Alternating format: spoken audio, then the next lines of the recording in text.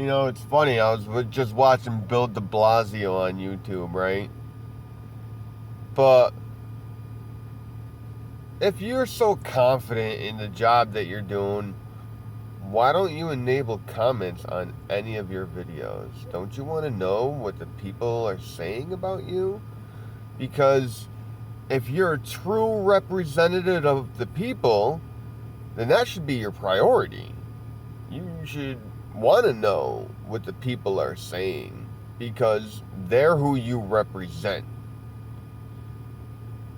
If you are the mayor or a bureaucrat in my state, okay, you represent me and work for me.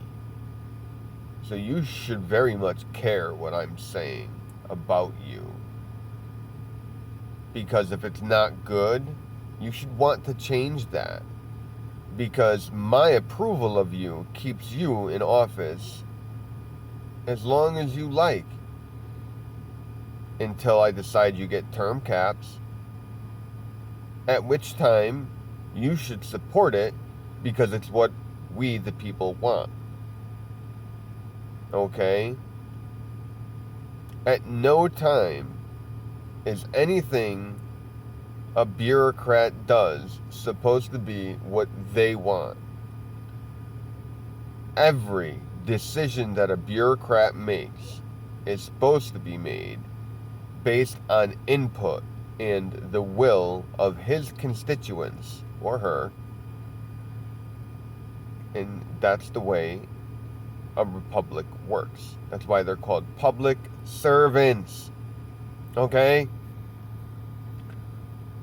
Look at, how many rich people have servants in their house? I'm sure you can get this. Anybody out there that's rich and watching this video, what's a servant to you? And then explain to me why they call them public servants. Public servant. So, that would be a servant to the public or the republic, which is me. So if you want to keep your job, you better keep us happy because shit's getting real and it's either going to erupt in violence, like another civil war, because so far, every action that took place that led up to the first civil war has already taken place in the last few years. Starting with the calling of attention to Donald Trump, saying that he was an illegitimate president. When now, the only really illegitimate president that we've had are the two fucking imposters that are in the office now. And then they smeared Trump all 4 years. They tried to impeach him. They tried to say Russia. Then they tried to say China. Then they went back to Russia, back to China. And now Beijing Biden,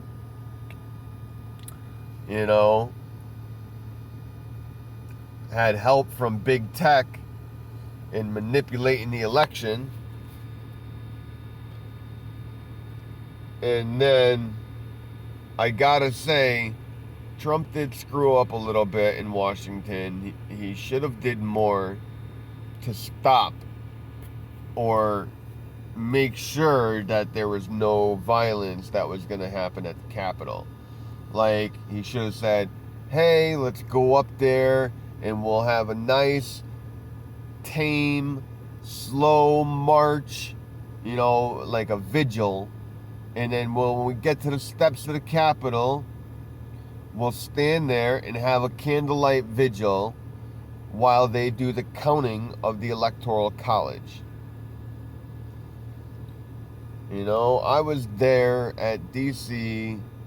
the day it happened. I didn't participate in any of the shenanigans at the Capitol. I was there with my wife. So I'm sure those of you that are married in an actual marriage could relate to that.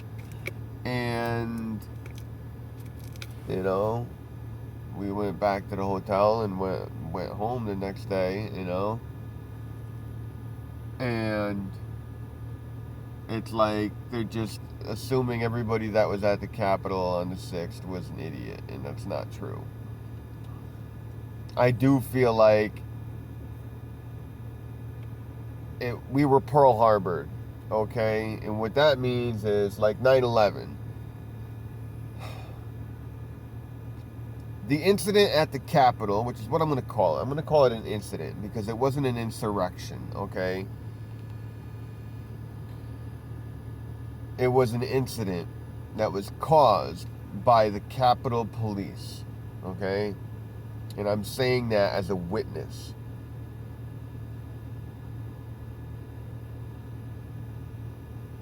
Capitol Police, when the protesters moved up on the bike rack style barricades, those metal tubular barricades that, you know, stand on their own. When we got up to them, I can't even say we. When they got up to them, they stopped. And we started yelling at the Capitol Police. Why am I saying we? Okay? You stop that. Because I wasn't standing at the barricades. Okay? I wasn't even at the Capitol. We saw everything that happened, but we saw it from afar. So, as everybody stood at the barricades, the police stood on the other side, arm to arm, actually speaking to the protesters. They weren't arguing. It wasn't super heated. It was a semi-rational, passionate conversation about the incidents that were currently taking place. Okay? And then, after a few moments, you see the Capitol Police grab the barricades and pull them back and literally wave the people in. Okay? The only people to blame for what happened at the Capitol are the Capitol Police and the people in charge at the time. Okay? Trump did not incite a riot. Alright? The Capitol Police, the Secret Service, and DC Police actively coordinated an effort to make it seem as though Trump incited a riot by instigating the crowd when they arrived at the Capitol and then allowing the crowd into the Capitol premises, after which the Capitol Police retreated inside the building, okay, and called reinforcements outside the building that literally did nothing and only stood back and watched us, not us, but watched them assault the building and allow them to breach, okay? If the police allow you to do something, that's on them, okay? They are meant and sworn to protect and serve and put their life on the line to do so, okay? Any officer who is not willing to die for his job or his country should be stripped of a badge.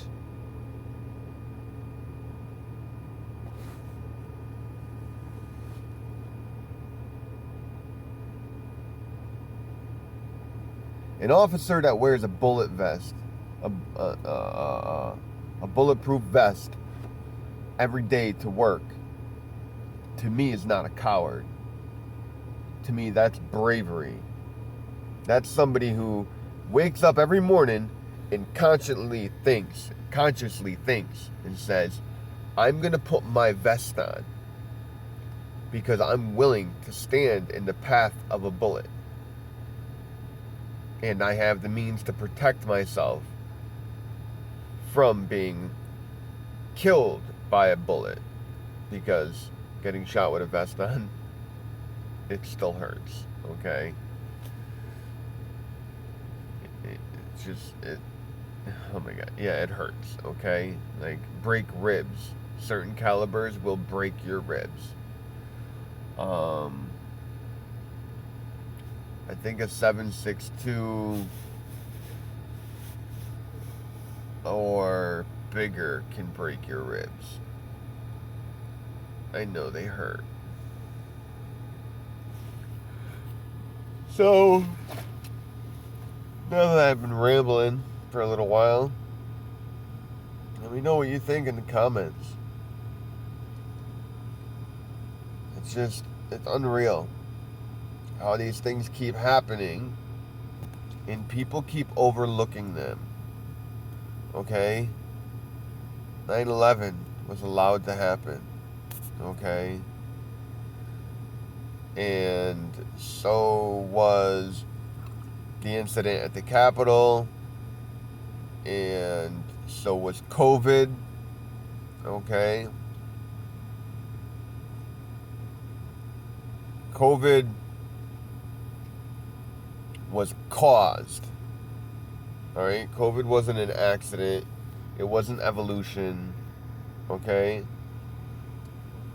SARS-CoV-19, okay, was created by a Wuhan female scientist, and I forget her name, but I saw her picture and her name the other day, and it's fact. This lady created COVID-19 in Wuhan lab. Wuhan lab was an experiment of sorts. They were a specific kind of lab that specialized in viruses and research of them and development of them. And Wuhan was the first of what was supposed to be, I think, 19 of them.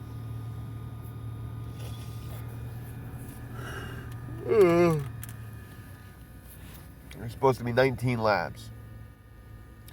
And all of them were going to be, just like Wuhan.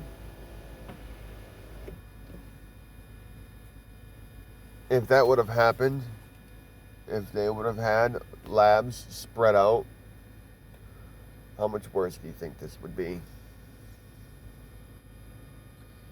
And I really do think that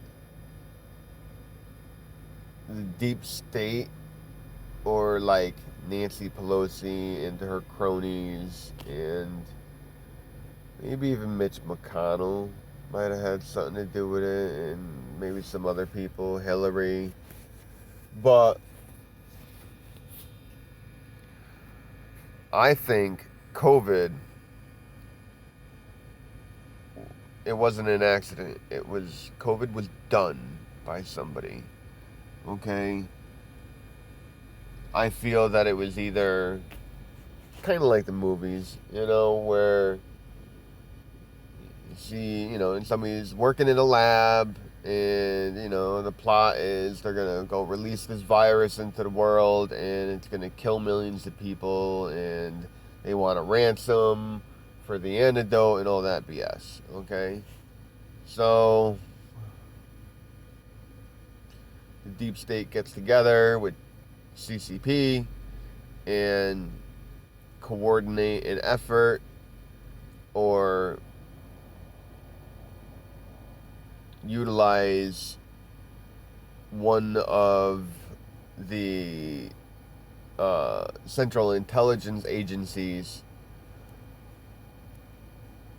and one of their spies to go to Wuhan and either lure a scientist to do so, manipulate her to do so, or actively break into Wuhan lab and like release the virus and stuff, okay? Or I think that they knew that the virus was coming, maybe on like intelligence channels and stuff, and the effort to stop it from being released into the general public, like you see in the movies where like good guys always win. Well, that's not how the real world works. In the real world, more often than not, the bad guys get away, okay? And I'm telling you this from experience, okay?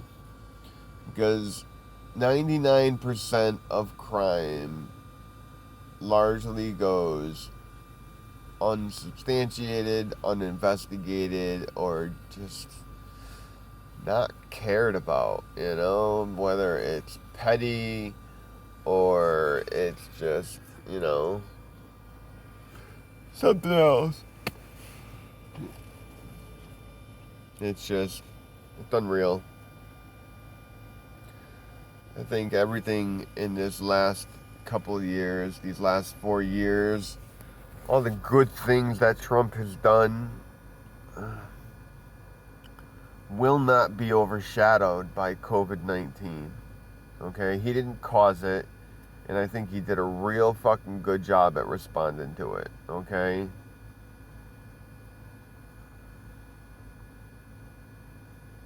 Now you got Biden lifting travel restrictions, but saying, oh, you gotta wear a mask.